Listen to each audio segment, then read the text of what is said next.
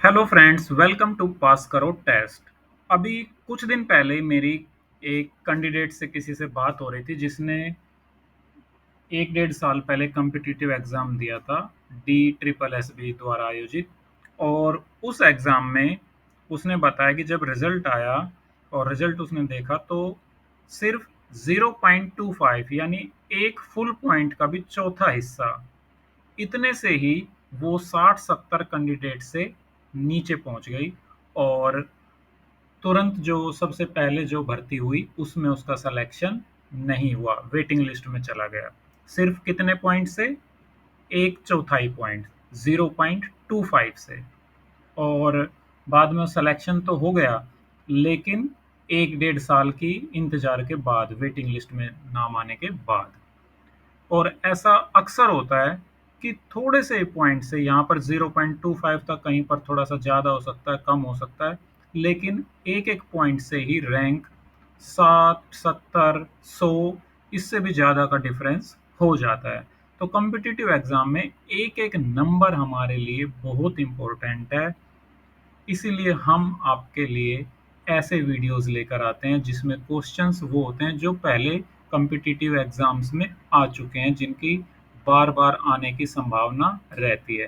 तो आप वीडियो को पूरा देखिए, सारे क्वेश्चंस अटेम्प्ट कीजिए, ताकि आपके साथ ऐसी सिचुएशन ना आए कि एक दो पॉइंट से ही आपका सिलेक्शन रह जाए। चलिए अब शुरू करते हैं हमारा आज का मॉक टेस्ट। तो भाई, जैसा कि बताया था, आज के जो क्वेश्चंस हैं वो लिए गए हैं एसएससी द्वारा स्टेनोग्राफर की भर्ती का जो एग्ज़ाम हुआ था 2024 में, उसमें से जीके के क्वेश्चंस हैं सारे। तो चलो अब शुरू करते हैं हमारा आज का मॉक टेस्ट। पहला क्वेश्चन है, गारो, खासी और जयंतिया पहाड़ियां निम्नलिखित में से किसके उपखंड हैं? Garo, Khasi and Jaintia hills are sub divisions of which of the following? A Assam घाटी, B Barak basin, C Surma basin, D Meghalaya के पठार। तो ये जो क्वेश्चन है इसका सही आंसर है ऑप्शन डी, मेघालय के पठार। गारो, खासी, जयंतिया ये hill ranges located in the Indian state of Meghalaya हैं। और ये यहाँ पर जो जनजातियां रहती हैं, जो प्रमुख जनजातियां हैं, उन्हीं के नाम पर इन पहाड़ियों के नाम रखे गए हैं। इंडियन पेनिनसुलर का जो मेघालयन प्लेटू है उसमें ये स्थित हैं। चलो नेक्स्ट क्वेश्चन, भारत में सीमेंट उद्योग को पूर्णतः विनियंत्रित कब किया गया था? When was the cement industry in India fully deregulated? अभी डीरेगुलेटेड का मतलब क्या है? डीरेगुलेटेड का मतलब है कि इससे पहले जब डीरेगुलेशन नहीं हुई थी, उससे पहले इस पर बहुत सारे सरकारी कंट्रोल थे कि सीमेंट कहाँ बेचनी है, कितनी बेचनी है, किस प्राइस पर बेचनी है, मतलब लाइसेंस राज जिसको बोलते हैं, वो था। उसके बाद सीमेंट के उद्योग को बढ़ावा देने के लिए उसको डीरेगुलेट किया गया। तो कब किया गया था? 1980 में, 91 में, 1989 में, 1982 में। अब यहाँ पर फुली डीरेगुलेटेड लिखा हुआ है, तो फुली डीरेगुलेटेड किया गया था 1989 में। शुरू हुआ था 1982 में, लेकिन फिर धीरे धीरे करके 1989 में ये फुली डीरेगुलेटेड हो गया था। अगर पूछा जाए कि शुरू कब किया गया था, तो हम 1982 कह सकते हैं, लेकिन इसमें पूछा गया कि फुली डीरेगुलेटेड कब किया गया था, तो आंसर आएगा 1989। नेक्स्ट क्वेश्चन, थर्ड क्वेश्चन, प्रथम दक्षिण एशियाई संघ खेल का आयोजन कब और कहाँ हुआ था? साउथ एशियन फेडरेशन गेम्स सबसे पहले कहाँ हुए थे? 1981 में नई दिल्ली में, 1983 में ढाका, ढाका कहाँ पर है? बांग्लादेश में, 1984 में काठमांडू, काठमांडू नेपाल, या फिर 1951 में नई दिल्ली में। तो इसका सही आंसर है ऑप्शन सी, 1984 काठमांडू में हुए थे। फोर्थ क्वेश्चन लेते हैं, निम्नलिखित में से किस संगीतकार को प्रसिद्ध बैंड द बीटल्स के साथ कोलैबोरेट करने का श्रेय दिया जाता है? बीटल्स आपको पता होगा, पुराने टाइम का एक बहुत फेमस बैंड था। पंडित शिव कुमार शर्मा, पंडित भीमसेन जोशी, पंडित शिव शंकर, पंडित कुमार गंधर्व। और इसका सही जवाब है Pandit Ravi Shankar, option C. George Harrison जो थे ना इसके मेंबर बीटल्स के, तो उनको इन्होंने काफी प्रभावित किया था पंडित रविशंकर ने, म्यूजिक और स्पिरिचुअलिटी में भी। तो पंडित रविशंकर हैं जिन्होंने बीटल्स के साथ कोलैबोरेट किया था। फुटबॉल विश्व कप का प्रारंभ किस वर्ष में हुआ था? Football world cup begin in 1928, 1930, 1932, 1934, and the right answer is 1930। 1930 में हुआ था इसका फुटबॉल वर्ल्ड कप का आयोजन, और कहां पर हुआ था? उरुग्वे में हुआ था। भागीरथी और अलकनंदा नदियां मिलकर किस नदी का निर्माण करती हैं? ये जब दोनों मिल जाती हैं, भागीरथी और अलकनंदा, तो ये मिलकर किस नदी का निर्माण करती हैं? गंगा, झेलम, यमुना या Ravi? And the right answer is Ganga river. Devprayag में जब ये दोनों मिलती हैं तो वहां पर ये गंगा नदी में मिल जाते हैं, गंगा नदी का निर्माण करती हैं। क्वेश्चन नंबर 7 है, क्षारीय मृदा धातुओं यानी कि alkaline earth metals, which of the following is the correct order of alkaline earth metals according to their atomic number? सबसे पहले बी क्या होता है? बेरिलियम।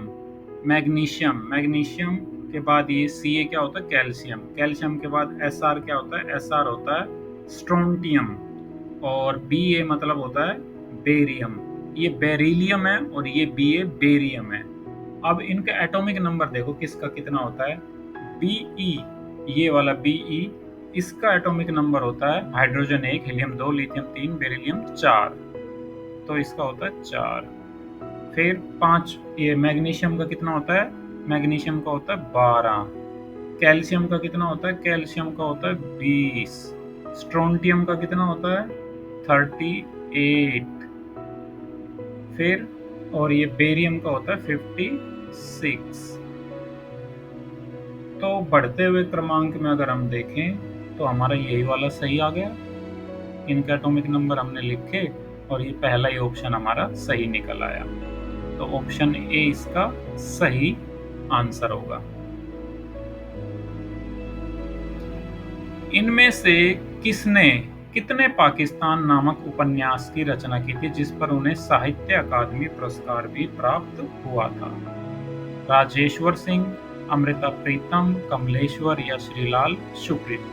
साहित्य अकादमी पुरस्कार बहुत बड़ा पुरस्कार होता है, और ये नोवेल कितने पाकिस्तान के लिए मिला था? ऑप्शन सी, कमलेश्वर को। आगे चलते हैं, इनको ये 2003 में मिला था। एथलेटिक्स फेडरेशन ऑफ इंडिया का गठन किस वर्ष में हुआ था? In which year was the athletics foundation of India formed? 1950 में, 46 में, 36 में या 48 में? Right answer is 1946, option B. 10वां क्वेश्चन है, अंतरराष्ट्रीय आर्थिक शोध पत्रिका सेंट्रल बैंकिंग द्वारा 2023 के लिए गवर्नर ऑफ द ईयर की उपाधि से किसे सम्मानित किया गया है? कौन थे 2023 में हमारे आरबीआई के गवर्नर? इनमें से गीता गोपीनाथ, ये तो कभी गवर्नर रही नहीं है, शक्तिकांत दास, उर्जित पटेल, रघुराम राजन। तो भाई 2023 में जो हमारे आरबीआई के गवर्नर थे वो थे Shaktikanta Das. India after Gandhi, the history of the world's largest democracy, पुस्तक के लेखक निम्नलिखित में से कौन है? Ramachandra Guha, Ravindra Singh, Anuja Chauhan, Sandhya Menon? And the right answer is option A, Ramachandra Guha, जो एक इतिहासकार हैं, उन्होंने ये पुस्तक लिखी है। जनवरी 2025 तक प्राप्त जानकारी के अनुसार गुजरात के मुख्यमंत्री कौन हैं? आनंदीबेन पटेल, भूपेश बघेल, विजय रूपाणी या Bhupendra Patel? And the right answer is option D, Bhupendra Patel Gujarat के मुख्यमंत्री 2025 में अभी भी हैं और जनवरी 2025 में भी थे। कौन सी कोशिकीय संरचना अंतरावस्था पर कोशिका की गतिशीलता, आसंजन और ध्रुवता को नियंत्रित करती है और समसूत्रण के दौरान स्पिंडल ध्रुवों के संगठन की सुविधा प्रदान करती है? हिंदी में तो पढ़ दिया, अब इंग्लिश में पढ़ना ही बहुत जरूरी है। Which cellular structure controls cell motility, adhesion and polarity during interphase and facilitates the organization of spindle poles during mitosis? And the options are centrosome, glycosome, peroxisome, lysosome. And the correct answer is option A, centrosome. The centrosome is a crucial cellular organelle that serves as the main microtubular organizing center in animal cells. ये जो है ये cell mortality, adhesion और polarity को regulate करता है mitosis division के दौरान। चलो आरबीआई गवर्नर पे एक और क्वेश्चन आ गया। आरबीआई के प्रथम गवर्नर कौन थे? Who was the first governor of RBI? NC Sengupta, sir Osborne Smith, HVR Iyengar, sir CD Deshmukh. तो जी सही आंसर है option B, sir Osborne Smith. ये आरबीआई के गवर्नर थे 1 अप्रैल 1935 से लेकर 1/4/1935 टू कब तक थे? ये थे जून 30, 1937 तक, जब देश आजाद भी नहीं हुआ था। ये उस टाइम की बात है, 1935 टू 37। निम्नलिखित में से कौन सी प्रदर्शन श्रेणी गुरु केलुचरण महापात्र और गुरु केलुचरण महापात्र युवा प्रतिभा सम्मान से संबंधित है? महाराष्ट्र नृत्य और संगीत, कर्नाटक नृत्य और संगीत, ओडिशा नृत्य और संगीत, मणिपुरी नृत्य और संगीत। And the right answer is option C, Odissi नृत्य और संगीत। गुरु केलुचरण महापात्रा वो इंडियन क्लासिकल डांसर के एक लीजेंडरी गुरु थे और ओडिसी डांस जो है उसके वो एक्सपोनेंट थे, जो कि भारत के जो क्लासिकल डांस फॉर्म हैं 8 उनमें से एक है। भारतीय संविधान के किस अनुच्छेद में उल्लेख है कि संघ के लिए एक लोक सेवा आयोग और प्रत्येक राज्य के लिए एक लोक सेवा आयोग होगा? जैसे यूपीएससी होता है सेंट्रल गवर्नमेंट के लिए, ऐसे हर एक स्टेट का अपना भी पब्लिक सर्विस कमीशन होता है ना। तो ये भारतीय संविधान के किस अनुच्छेद में उल्लेख है इसके लिए? 315(2), 315(1), 315(3), 315(4। And the right answer is 315(1). Option B इसका सही जवाब है। निम्नलिखित में से कौन सा अनुच्छेद किसी व्यक्ति को समान अपराध के लिए एक से अधिक बार दंडित होने से बचाता है? एक बार अपराध कर दिया तो उसके लिए बार बार सजा नहीं मिलेगी, एक ही बार मिलेगी। कौन सा अनुच्छेद है ये वाला प्रावधान करने के लिए? अनुच्छेद 23, अनुच्छेद 20, अनुच्छेद 22, अनुच्छेद 21। तो आर्टिकल 20 अनुच्छेद 20 इसका सही आंसर है। हिंदू पंचांग के अनुसार भगवान महावीर स्वामी की जयंती किस महीने में मनाई जाती है? माघ, कार्तिक, वैशाख और चैत्र। इसको याद करने का एक मैंने वो कर रखा है चीफ। च से चैत्र और फै से फागुन। चैत्र होता है पहला महीना और फागुन होता है लास्ट का महीना। ठीक है, अच्छा तो इसका सही आंसर क्या है? कौन से महीने में भगवान महावीर स्वामी की जयंती मनाई जाती है? Option D, Chaitra. चैत्र पहला महीना भी होता है हिंदू कैलेंडर का। पारिस्थितिकी के किस उपखंड को कभी कभी प्रजाति पारिस्थितिकी के रूप में परिभाषित किया जाता है और यह शरीर क्रियात्मक पारिस्थिति से भी जुड़ा हुआ है? चलो इसको भी एक बार इंग्लिश में पढ़ना पड़ेगा। Which subdivision of ecology is sometimes defined as species ecology and is also related to physiological ecology? पक्षी विज्ञान, समपारिस्थितिकी, स्वपारिस्थितिकी, जीवाश्मिकी। तो कौन सा होगा इनमें से सही जवाब? Option C, स्वपारिस्थितिकी। एटुकोलॉजी इसका क्या मतलब है? Autecology is the study of interaction between an individual organism, यानी कि एक जो कोई ऑर्गेनिज्म है वो और और एक सिंगल स्पीसीज जो है उसकी और उसके इन्वायरमेंट के बीच में जो इंटरेक्शन है ना, उसको जो स्टडी होती है वो होती है स्वपारिस्थितिकी। और it focuses on the physiological adaptations, behavior, and life history of a single species in relation to its environmental conditions. समताप मंडल का विस्तार क्षोभ सीमा के ऊपर तक होता है। कहाँ तक होता है? The stratosphere extends above the troposphere up to approximately 30 kilometre, 40 kilometre, 50 kilometre या 60 kilometre. And the right answer is option C, 50 kilometres. The stratosphere is the second major layer of Earth's atmosphere situated above the troposphere. 21वां question है, निम्नलिखित में से कौन सी सामान्य अवसादी चट्टानें हैं? Which of the following are common sedimentary rocks? ए बलुआ पत्थर, बॉक्साइट और शल्कित चट्टानें। बी चूना पत्थर, बॉक्साइट और गैर शल्कित चट्टानें। सी गैर शल्कित चट्टानें, ग्रेनाइट और स्टेली पत्थर। या डी बलुआ पत्थर, चूना पत्थर और स्टेली पत्थर। तो ये जो ऑप्शन डी है ना, बलुआ पत्थर, चूना पत्थर और स्टेली पत्थर, ये इसका सही आंसर होगा। सैंडस्टोन क्या है? ये सैंड ग्रेन से बनती है। लाइमस्टोन जो है ये प्राइमरीली जो skeletal fragments of marine organisms जो थे उनसे बनी है। और जो स्टेली पत्थर है ये, इसको शेल भी कहा जाता है, तो ये भी अवसादी, सामान्य अवसादी, कॉमन सेडिमेंट्री रॉक्स का एग्जाम्पल है। Option D is the right answer. 22 निम्नलिखित में से कौन सा विकल्प अवसंरचना इंफ्रास्ट्रक्चर क्षेत्र का हिस्सा नहीं है? Not a part of the infrastructure sector. कृषि, राजमार्ग, बांध, विद्युत।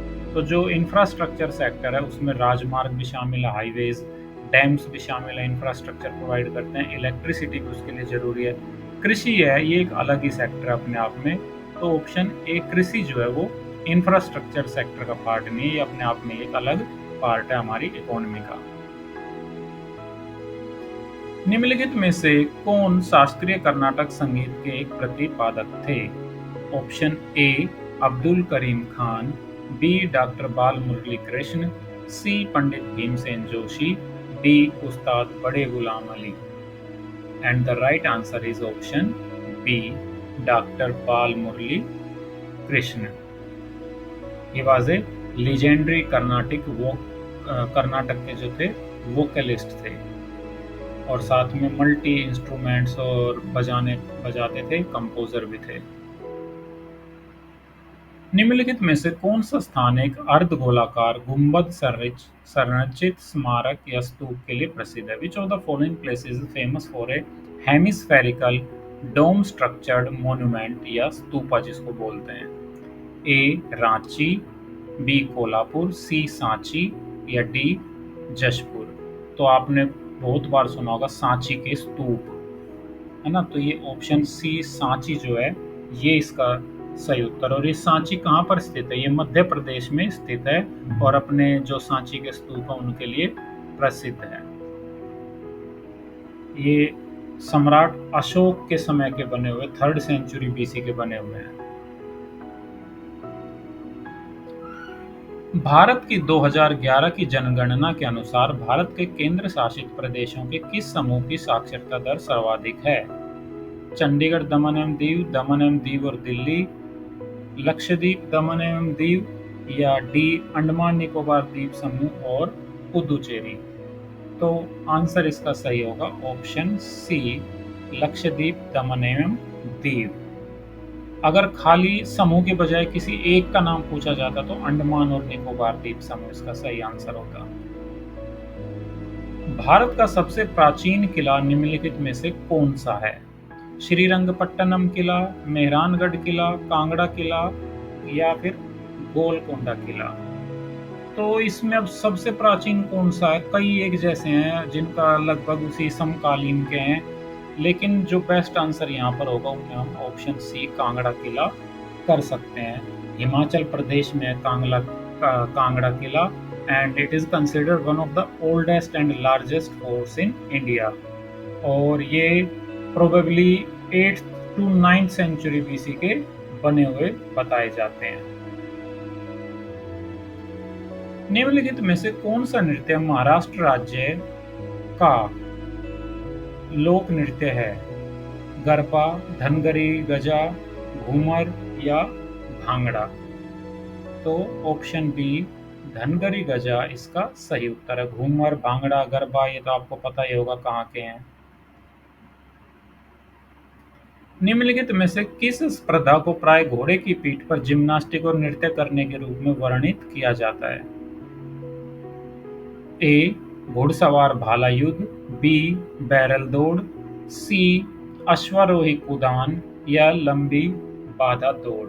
तो जैसा कि नाम से पता चल रहा है अश्वारोही का क्या मतलब होता है, यानी कि अश्व पर आरोहण करके जो होती है, और कुदान यानी वोल्टिंग। ठीक, तो ऑप्शन सी जो है वो इसका सही आंसर होगा। देव समाज का मुख्यालय कहाँ स्थित था? A Calcutta, B Poona, C Lahore, D Bombay? Option C Lahore is the right answer. Dev Samaj एक सामाजिक धार्मिक रिफॉर्म मूवमेंट थी जिसको शिव नारायण अग्निहोत्री ने 1887 में स्टार्ट किया था, और उस समय का जब एकीकृत भारत था तो लाहौर में इसका मुख्यालय था। बहमनी साम्राज्य के विघटन के बाद कितने स्वतंत्र राज्यों का उदय हुआ? 5, 6, 3 या 4? And the right answer is option ए 5। कौन कौन से? अहमदनगर सल्तनत, बरार सल्तनत, बिदार सुल्तानत, बीजापुर सल्तनत और गोलकुंडा सल्तनत। तो ये 5 थे। क्रिकेट विश्व कप की शुरुआत किस वर्ष में हुई थी? क्रिकेट का जो वर्ल्ड कप था वो कब शुरू हुए थे? 1975 में, 70 में, 85 में या 1980 में? तो राइट आंसर है 1975 में। फर्स्ट जो क्रिकेट वर्ल्ड कप था जिसको प्रूडेंशियल कप के भी नाम से जाना जाता है, इंग्लैंड में 1975 में हुआ था। और सबसे पहला जो टाइटल था वर्ल्ड कप वो किसने जीता था? वेस्ट इंडीज ने। तो भाई देखो, अब एसएससी के स्टेनोग्राफर के एग्जाम में कैसे कैसे क्वेश्चन आए हैं। अब ये क्वेश्चन की बहमनी साम्राज्य के गठन, ये देव समाज किसने सुना होगा, है ना? और भी कई क्वेश्चन ऐसे हैं जो बड़े ही अलग किस्म के हैं, जो अक्सर नहीं सुने जाते हैं, नहीं कहीं मिलते हैं। तो इस तरह के क्वेश्चंस इसमें पूछे गए हैं। तो मुझे उम्मीद है कि आज का ये टेस्ट अटेम्प्ट करने के बाद आपने कुछ ना कुछ नया सीखा होगा और आपको इससे फ़ायदा ज़रूर होगा। तो friends, thank you for watching this video and please like, share and subscribe. Pass करो टेस्ट।